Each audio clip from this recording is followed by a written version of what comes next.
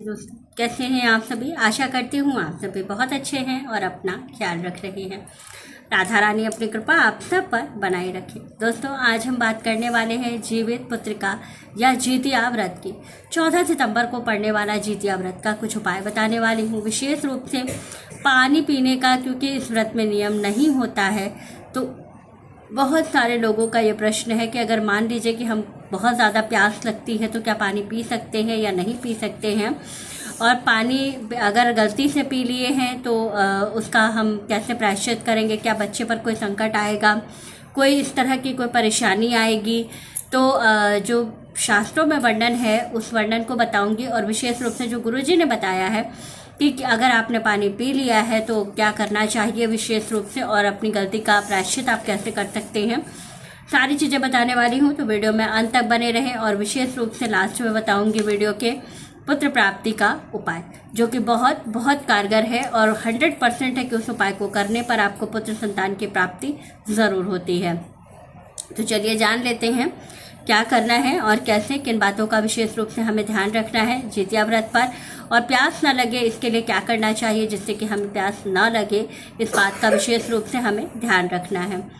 तो चलिए वीडियो शुरू कर लें और अच्छे से समझ लेते हैं क्या करना है, कैसे, और किन किन बातों का विशेष रूप से हमें ध्यान रखना है जितिया व्रत पर।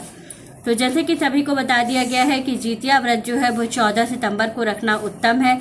संपूर्ण तिथि आपको मिल रही है, पूरी अष्टमी मिल रही है आपको, जो है वो 14 तारीख को मिल रही है, और पूजा का जो मुहूर्त आपको मिल रहा है वो मिल रहा है शाम का क्योंकि जो इसकी पूजा होती है ये शाम के समय प्रदोष काल में होती है, लेकिन प्रदोष काल तो 5:15 बजे से शुरू हो जाएगा और 7:30 बजे तक प्रदोष काल रहेगा। लेकिन पूजा आपको कितने बजे करनी है, तो पूजा आपको करनी है शाम को 6:15 से लेकर के 7:12 तक का जो समय है ये सबसे शुभ समय है। इसमें आप कर सकते हैं पूजा, क्योंकि ये विशेष रूप से ज़्यादा फलदायी होता है ये वाला समय, और ये सबसे अच्छा शुभ मुहूर्त है आपके पूजा का।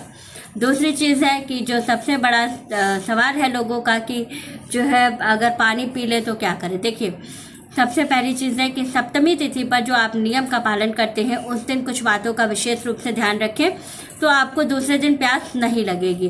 क्या करना चाहिए, तो सबसे पहली चीज़ है कि आपको मिर्च मसाले वाली चीज़ें इस दिन नहीं खानी चाहिए। प्याज लहसुन तो आपको वैसे भी नहीं खाना है, तामसिक भोजन आपको नहीं करना है, तो इस बात का तो आप वैसे भी ध्यान रखेंगे। और दूसरी चीज़ है, शुद्ध सात्विक भोजन करते हुए आपको क्या करना है, पानी अधिक से अधिक सप्तमी के दिन यानी कि 13 तारीख को आपको अधिक से अधिक पानी पीते रहना है। और साथ ही ग्लूकोज आप ले सकते हैं, ग्लूकोज का जितना अधिक सेवन कर सकते हैं कीजिएगा। विशेष रूप से फलों का जूस आप पी सकते हैं, फल खा सकते हैं, और साथ ही कुछ विशेष नियमों को ध्यान में रखते हुए, जैसे कि जो नारियल पानी वगैरह होता है, डाब जिसे कहते हैं, डाब आप ले सकते हैं। डाब से भी प्यास नहीं लगती है या बहुत कम लगती है। तो बहुत सारे नियम हैं। और दूसरे दिन आपको 2 बार सर धुल करके आप स्नान कर लीजिएगा, तो इससे भी प्यास आपको कम महसूस होगी। वैसे गर्मी है और प्यास तो लगेगी, लेकिन यह है कि 2 बार जब आप सर धुल के नहा लेते हैं तो सर से थोड़ा ठंडक मिलती है, तो इस वजह से प्यास थोड़ा कम लगती है। तो विशेष रूप से आप ये भी कर सकती हैं कि जो है इस चीज़ का ध्यान रखते हुए कि आपको 2 बार सर धुल करके स्नान करना है, दातून करना है, मंजन नहीं करना है, तो इस बात का ध्यान रखिएगा। दातून जो है वो नीम की होनी चाहिए, इस बात का ध्यान रखें। अच्छा, बहुत से लोग कह रहे हैं कि अगर हम पानी पी लें तो क्या होगा। देखिए, शास्त्रों में पानी पीने का जितिया में नियम नहीं है, कहीं इसका कोई वर्णन नहीं है कि आप पानी पी सकती हैं। तो पानी नहीं पीना है, अगर आपकी यथाशक्ति हो तो ही आप व्रत रखिएगा, नहीं तो पानी पीने का इस व्रत में कोई नियम नहीं है, इसलिए जो है आप पानी नहीं पी सकती हैं। और ये शास्त्र वर्णित है कि पूरी तरह से इसमें जल वर्जित है। अगर आप नहीं कर सकती हैं, पानी प्यास नहीं बर्दाश्त कर सकती हैं, तो आप बल्कि व्रत मत कीजिए। लेकिन अगर करती हैं, व्रत कर रही हैं, तो आपको प्यास बर्दाश्त करनी पड़ेगी, या तो आप बर्दाश्त करिए या तो आप जो है व्रत मत कीजिए। इस बात का विशेष रूप से आप ध्यान रखिएगा। साथ ही कुछ उपाय बताने वाली हूँ जो कि गुरुजी ने, पंडित प्रदीप प्रसाद जी ने अपनी वीडियो में बताया है। कुछ विशेष उपाय जिसको करने से हमें संतान की प्राप्ति होती है, पुत्र की प्राप्ति होती है। जैसे किसी के पास अगर मान लीजिए कि कन्या संतान है और वह पुत्र संतान की प्राप्ति करना चाहता है, तो आप इस छोटे से उपाय से जो है वो संतान की प्राप्ति कर सकते हैं। करना क्या है आपको, तो आपको विशेष रूप से एक जलदार नारियल और एक आंवला लेना है। दोनों पर लाल वाला रक्षा जो हाथ में हम लोग बांधते हैं कलावा, उसको लपेटना है।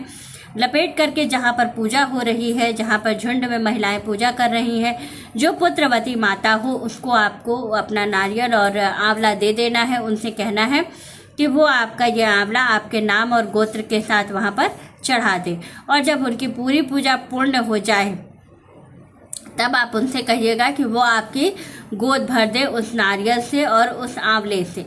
और गोद भरा हुआ नारियल और आंवला आपको अच्छे से गोद में ही लेकर के अपने घर आना है और उसको साफ स्वच्छ पूजा वाले स्थान पर अच्छे से उसको रख देना है, तब तक जब तक कि आपकी मनोकामना पूरी नहीं हो जाती है। जब आपकी मनोकामना पूरी हो जाए तब आप क्या करिएगा कि उस आंवला और नारियल को बहते जल में प्रवाहित कर दीजिएगा। और ये वाला जो उपाय है ये गुरुजी ने बताया है कि इसको करने से 1 साल के अंदर अंदर आपको संतान की प्राप्ति हो जाती है या पुत्र संतान की प्राप्ति आपको हो जाती है। तो बहुत ही अचूक और बहुत ही कारगर उपाय है, तो इसको ज़रूर करें, बहुत लाभ होने वाला है।